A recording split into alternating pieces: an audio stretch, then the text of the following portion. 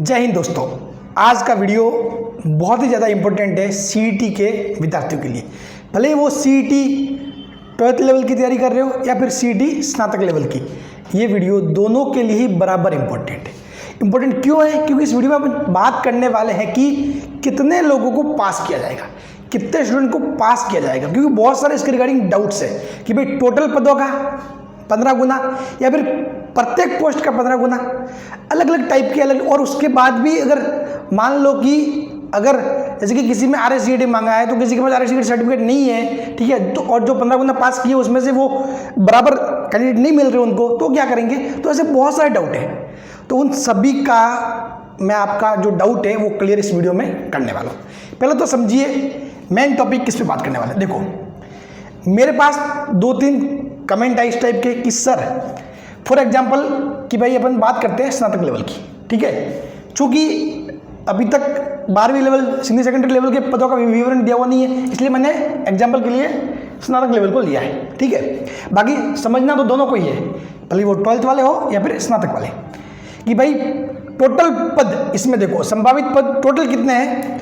Total है 202996, यानी कि इसका 15 गुना कितना होता है? इसका 15 गुना होता है कितना? लगभग 3,000 कितना होगा? 45,000। तो इसका हो जाएगा 44,900 और लगभग 40, ये होगा, ठीक है। 44,940 कितना हुआ? यानी कि कुल पद का 15 गुना।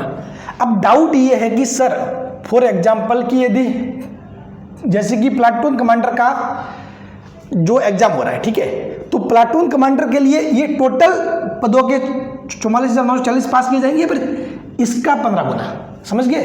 यानी कि कहने का मतलब ये कि भाई डाउट आपका ऐसे क्लियर होगा कि भाई सीईटी में कुल पदों का 15 गुना पास होंगे या फिर जो पद है उसका 15 गुना। जैसे कि फॉर एग्जाम्पल इस प्लाटून कमांडर में पद है 43, इंटू इसका 15 गुना करोगे तो होगा 645, ठीक है। अब पटवारी है इसका 272, इसका 15 गुना लगभग 4,080। फॉर एग्जाम्पल डेप्यूटी जेलर है, ठीक है, इसका 15 गुना करोगे तो कितना आ रहा है? ये लगभग आ रहा है कुछ 735, यार 735। अब देखो, अब होगा क्या? सीईटी का तो क्या होगा? सिर्फ एग्जाम होगा। सीईटी के एग्जाम से कोई पास फेल नहीं होगा। पहली बात तो मैं आपको ये बता दूं, आपका डाउट मैं आपको क्लियर कर देता हूं। सीईटी के एग्जाम से कोई पास या फेल नहीं होगा। सीईटी का ओनली फॉर आपका स्कोर मैटर करेगा, कितने अंक लाए हो आप, ठीक है। ओनली फॉर आपका सीईटी का स्कोर मैटर करेगा कि आपके कितने अंक हैं, ठीक है। अब जैसे कि एक बार आपके सीईटी का एग्जाम हो गया, सीईटी का एग्जाम होने के बाद फिर इनमें से कोई भी एक वैकेंसी आएगी पहले, ठीक है। मान लिया फॉर एग्जाम्पल मैंने माना कि भाई प्लाटून कमांडर की वैकेंसी आई, तो प्लाटून कमांडर की वैकेंसी आएगी तो वो 645 लोगों को पास करेंगे। 645 कौन से? टॉप वाले, टॉप 645 लोगों को पास किया जाएगा और फिर इनका लिया जाएगा एग्जाम। समझ गए बात? समझ रहे हो?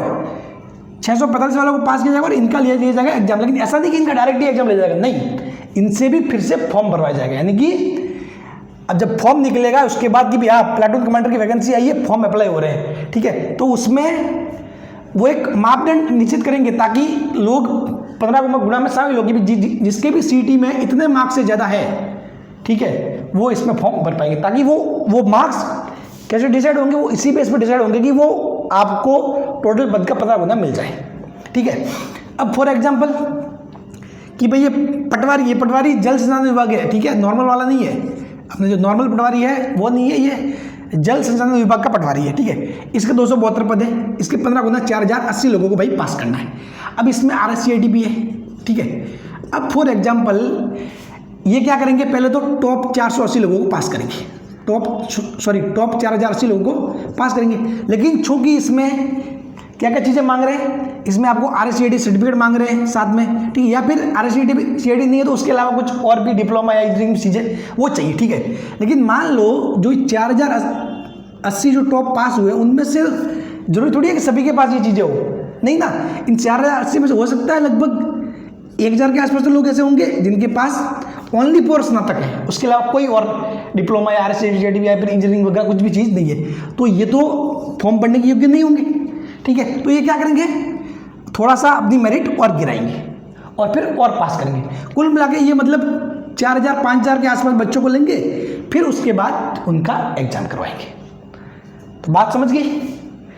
ये सिंपल सी बात, मेरे कहने का मतलब ये है कि भाई टोटल पदों का ऐसे नहीं कि आपको डायरेक्टली CET का एग्जाम होगा और CET का फिर रिजल्ट आ जाएगा या टॉप 44,940 पास हो जाएंगे। ऐसा बिल्कुल भी नहीं है, ऐसा बिल्कुल भी नहीं है। ठीक है, आपके पास ये जाएंगे प्रत्येक जो पोस्ट निकलेगी उसके हिसाब से, और जो पोस्ट निकलेगी वो पोस्ट, जैसे कि किसी ने ये अकाउंटेंट वाली पोस्ट निकली फॉर एग्जांपल, चलो डेप्यूटी जेलर वाली पोस्ट निकली, तो वो लोग फिक्स करेंगे कि भाई यहाँ इतने मार्क्स से ज़्यादा वाला फॉर्म भर सकते हैं ताकि इनको 735 कैंडिडेट मिल जाए। समझ गए? ऐसे फिर इन 735 कैंडिडेट का एग्जाम करवा के उनमें से 49 को सिलेक्ट कर लेंगे। तो उम्मीद करता हूँ कि आपका डाउट क्लियर हो गया होगा। तो इसीलिए CET क्या है, आपके मार्क्स बेस है, यानी कि मतलब इसके अंक, यानी कि सबसे बड़ा मेन एग्जाम यही है भाई। देखो, क्योंकि आपको डेप्यूटी जेलर है तो आपका डेप्यूटी जेलर का एग्जाम तो अभी हो रहा है, ये समझ लो CET का एग्जाम ही आपके डेप्यूटी जेलर का एग्जाम है, क्योंकि इनमें आप यदि 735 में आओगे पहले तो ही तो आगे डेप्यूटी जेलर का फॉर्म भर पाओगे। समझ गए? तो इस CET एग्जाम को बहुत सीरियसली लेना। ठीक है, उम्मीद करता हूँ कि आप समझ गए होंगे। और भी कोई डाउट है तो आप कमेंट कर सकते हो, मैं रिप्लाई जरूर करूँगा। Thank you so much.